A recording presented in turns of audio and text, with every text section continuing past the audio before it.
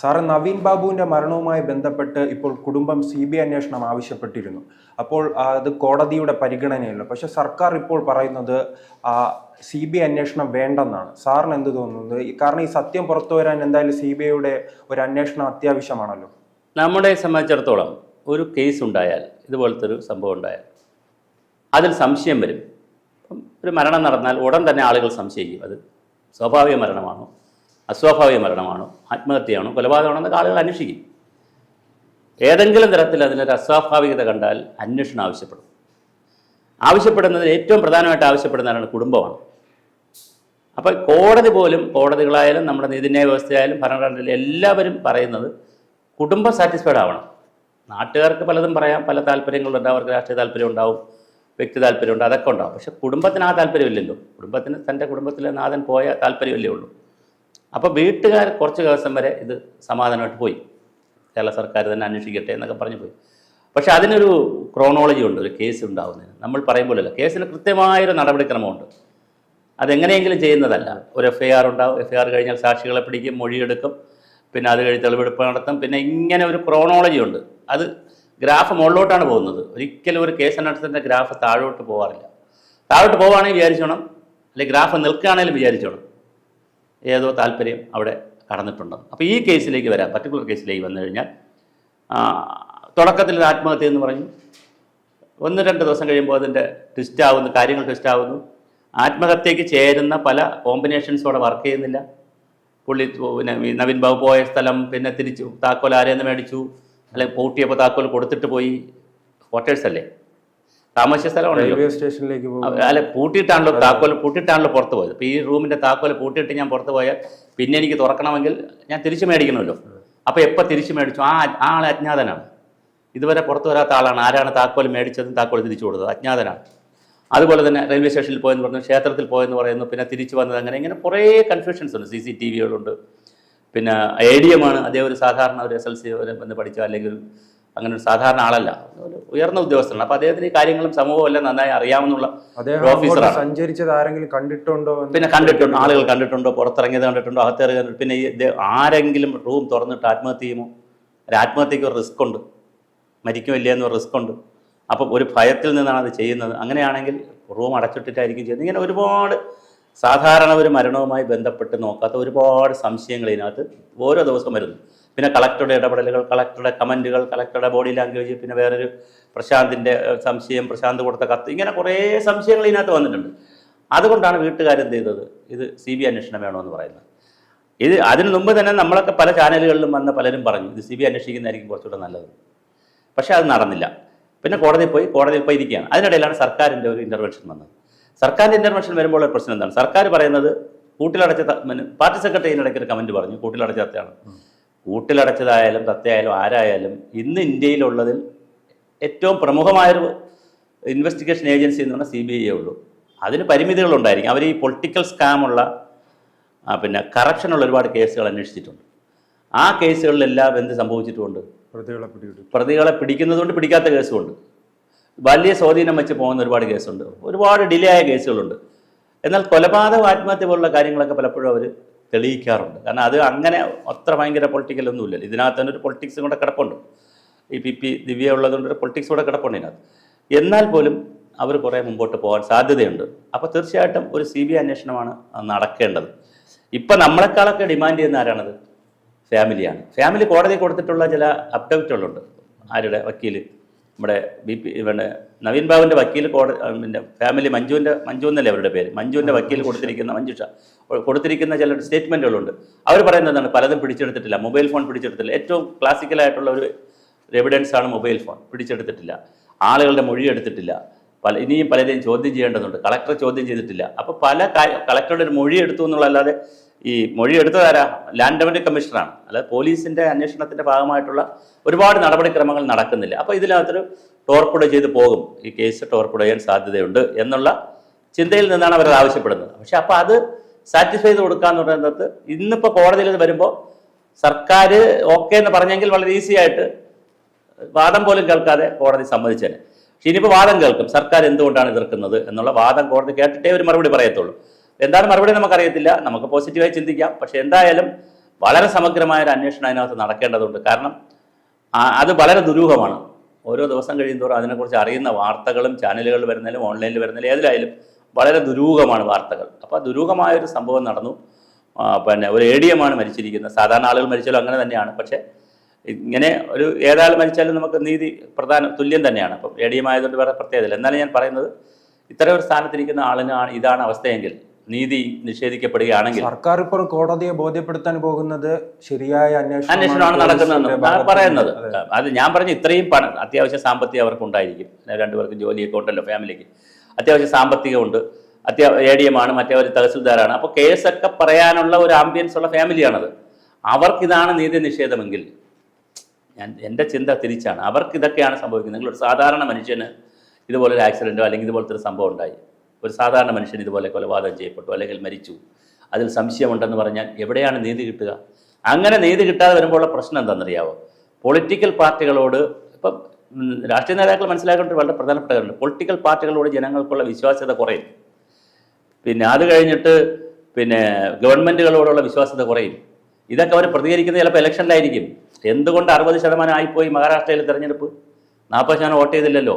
Wayanad 40% vote ചെയ്തില്ലല്ലോ.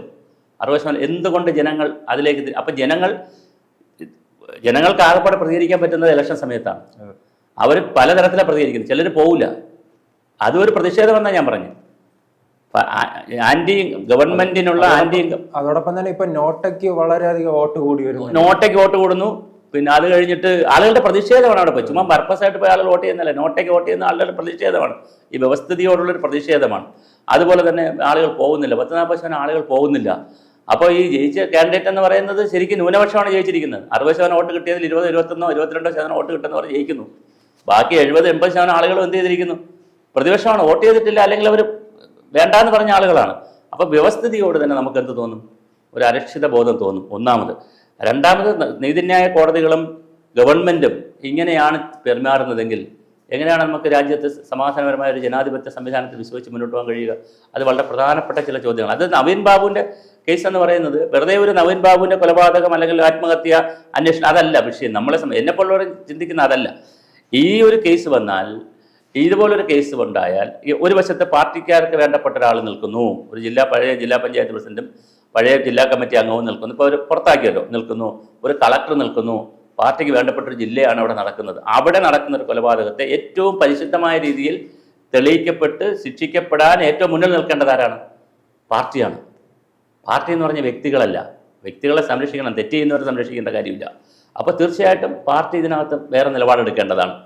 ഇവരെ കോടതി പറയട്ടെ, ഏത് അന്വേഷണം വരട്ടെ, അന്വേഷിക്കട്ടെ. അതിന് മുമ്പേ നമ്മൾ കമൻറ്റ് പറയേണ്ട കാര്യമില്ല എന്നുള്ള നിലയിൽ പാർട്ടി വരണം, സർക്കാരും അതിനകത്ത് വരേണ്ടതാണ്. അങ്ങനെ വരാതിരിക്കുമ്പോൾ തീർച്ചയായിട്ടും നമുക്ക് സാധാരണ ജനങ്ങളെ സംബന്ധിച്ചിടത്തോളം മറ്റൊരു ചിന്ത വരുന്നത്. പാർട്ടി നേതൃത്വത്തിന് ഒരു ഭയമുണ്ടോ? കാണും. അല്ലെ പിന്നെ എന്തിനങ്ങനെ പറയണം?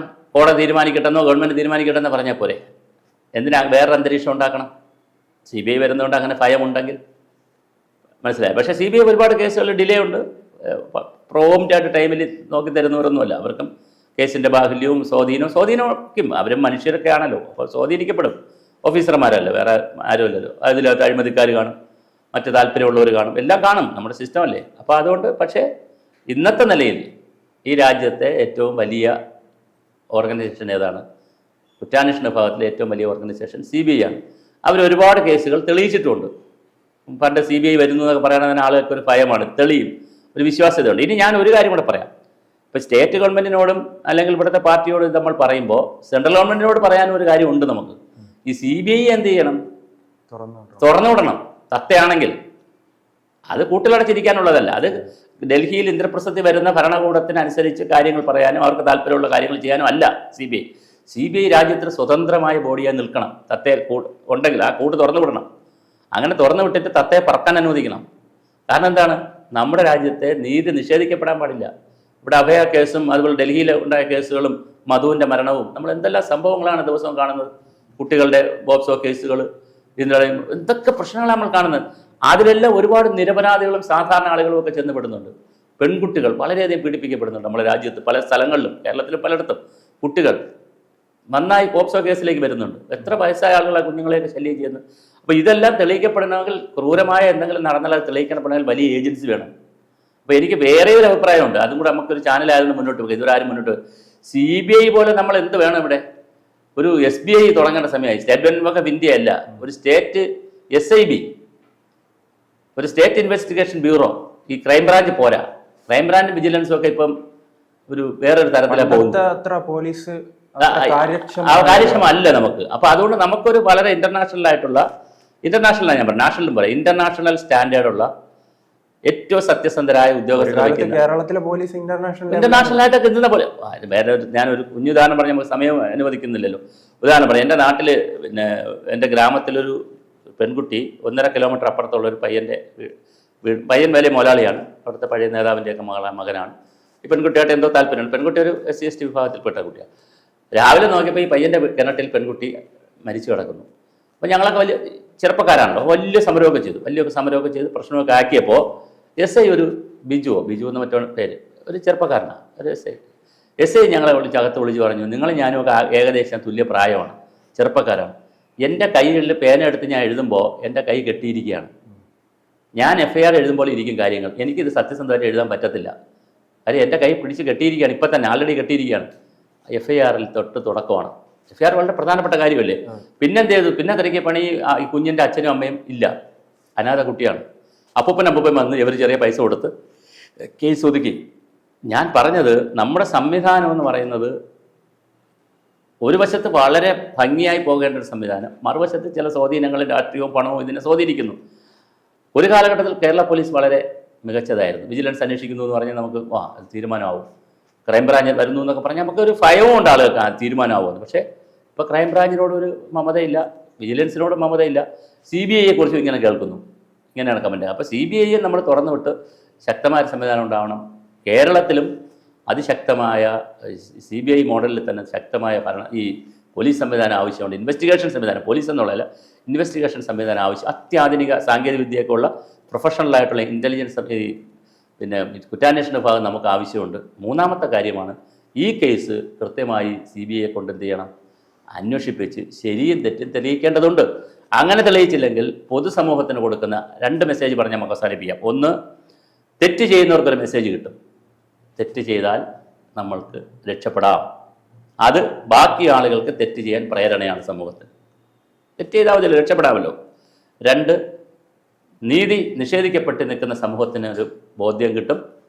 ഇവിടെ ഈ ജനാധിപത്യ സംവിധാനത്തിലോ ഈ ഭരണ സംവിധാനത്തിലല്ല ഞാൻ പറഞ്ഞ ഭരണ സംവിധാനങ്ങളിലോ ബഹുവചനമാണ്, യാതൊരു വിശ്വാസമല്ല. നമ്മൾ ചിന്തിച്ചിട്ടൊന്നും യാതൊരു കാര്യമില്ല. പണമുള്ളവൻ അല്ലെങ്കിൽ സ്വാധീനമുള്ളവൻ, പൊളിറ്റിക്കൽ ബാക്ക്ഗ്രൗണ്ട് ഉള്ളവൻ, ജാതിമത സംഘടനകളുടെ ബാക്ക്ഗ്രൗണ്ട് ഉള്ളവർ, ബ്യൂറോക്രാറ്റിക് ബാക്ക്ഗ്രൗണ്ട്, അത് ശക്തമായ പിൻബലം ആർക്കെല്ലാം ഉണ്ടെങ്കിൽ അവരായിരിക്കും സർക്കാരിലും അപ്പർ ഹാൻഡ് നേടുന്നത്, കോടതികളിലും അപ്പർ ഹാൻഡ് നേടുന്നത്. അത് നല്ലൊരു ലക്ഷണമല്ല, നല്ല സന്ദേശവുമല്ല നമ്മുടെ സമൂഹത്തിന് കൊടുക്കുന്നത്. കൂടുതൽ വാർത്തകളും വിശേഷങ്ങളും നിങ്ങളിലേക്ക് എത്താൻ ABC മലയാളം സബ്സ്ക്രൈബ് ചെയ്യുക, ബെൽ ബട്ടണും അമർത്തുക.